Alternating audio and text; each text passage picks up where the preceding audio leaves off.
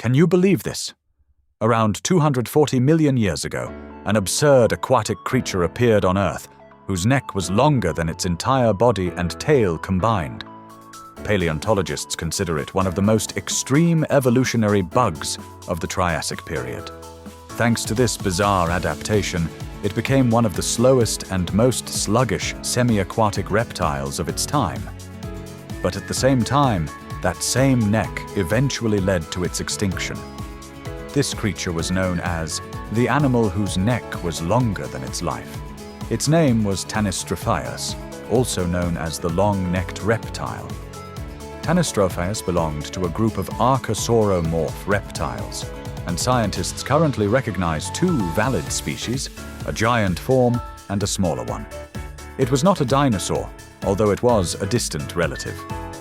In fact, it was more closely related to crocodiles and pterosaurs. It lived between 245 and 228 million years ago, from the Middle to early Late Triassic period. It only existed for about 17 million years, which is relatively short in prehistoric terms. In 1852, miners on the border between Switzerland and Italy discovered strange bones that looked like bamboo sticks. No one knew what they were. Some believed they were pterosaur wings. Others thought they were giant sea cucumbers. Some even suggested they were ancient human bones. For decades, scientists had no real answer. Until 1907, when German paleontologist von Huene finally revealed the truth. Those mysterious bones were actually the neck of an unknown reptile. That's how Tanystropheus officially entered scientific history. This discovery completely changed the understanding of Triassic marine ecosystems.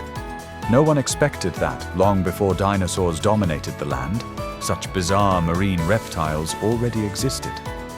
According to fossils, adult Tanystropheus could reach nearly 6 meters in length.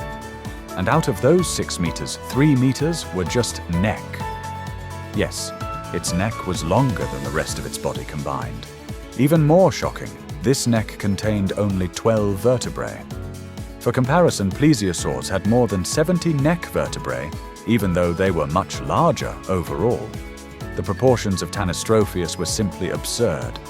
Each vertebra looked like a hollow steel tube, long, thin, and reinforced with cervical ribs.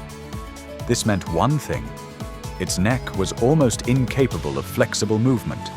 It could not rotate freely. It could not lift high. It could only move slightly up and down. It was basically a living fishing rod. Although rigid, it was extremely strong. It could dive up to 50 meters deep and hold its breath far longer than modern reptiles. Its vertebrae could withstand forces up to 10 times its body weight. But the trade-off was simple. It could resist pressure, but it could not bend. Many people confuse Tanystropheus with plesiosaurs because of movies and documentaries. But in reality, they were not closely related.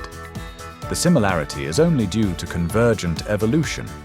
Tanystropheus belonged to a completely different group, had only 12 cervical vertebrae, 4 limbs, and was semi-aquatic.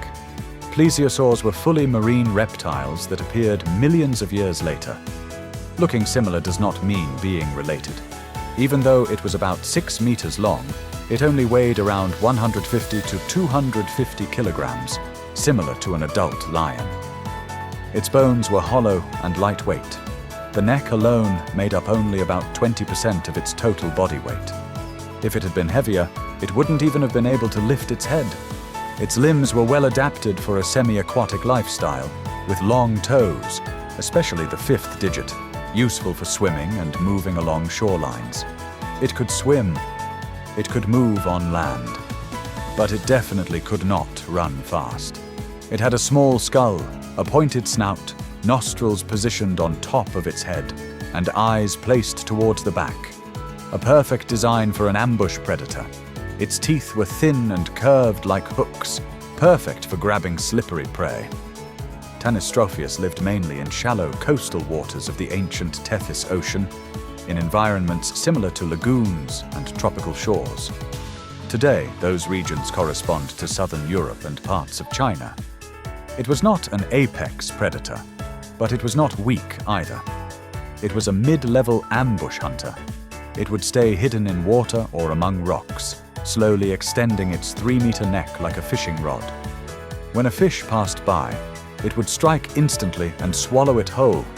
No chase, no struggle, just precision. That's why some paleontologists call it the sniper of the Triassic coasts. In 2020, scientific studies revealed something even more fascinating. Large and small species shared the same ocean, but they hunted different prey. The giants fed on large fish and cephalopods, while the smaller ones ate shrimp and crustaceans. This completely eliminated competition between them. New research also suggests its body was covered in overlapping scales rather than smooth skin. It also had extremely strong hip muscles to stabilize its massive neck. It likely came onto land to lay eggs, similar to sea turtles. But its eggs had soft, fragile shells, which meant reproduction rates were relatively low. Many people ask, why did such an extreme neck evolve? The answer is simple: energy efficiency. In the competitive Triassic seas, chasing prey required too much energy. So Tanystropheus evolved a giant neck to stay still and reach food others could not access. It was the ultimate low-energy survival strategy. But that same neck would also become its downfall. Its extreme structure made it highly vulnerable, and its neck was its weakest point. In 2023, scientists in Germany discovered shocking fossils: 2 decapitated Tanystropheus specimens. The bodies were intact, but the necks had been cleanly torn off. Bite marks revealed the killers, large marine predators of the Triassic. This was the first direct evidence of decapitation-style predation in Earth's history. Its neck was both its hunting tool and its death sentence.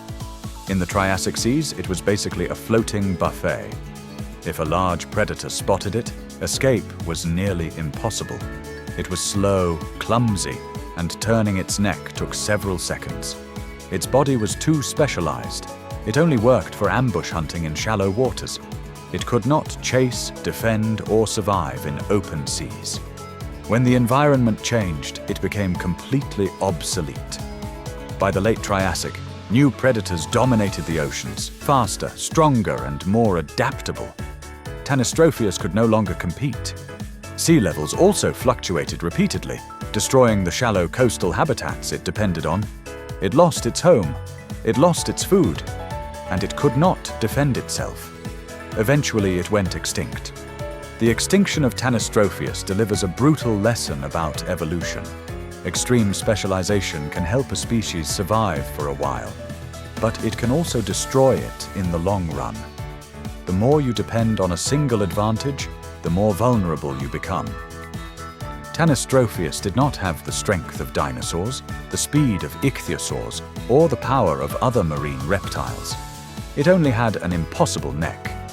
And yet, it survived for 17 million years. It endured countless disasters, hiding in shallow waters. But in the end, it lost to its own body and to a world that never stopped changing. Still, its fossils remind us of something incredible. Life does not belong only to the strongest. Even the strangest, most fragile, and most unusual designs can rule their own era on Earth.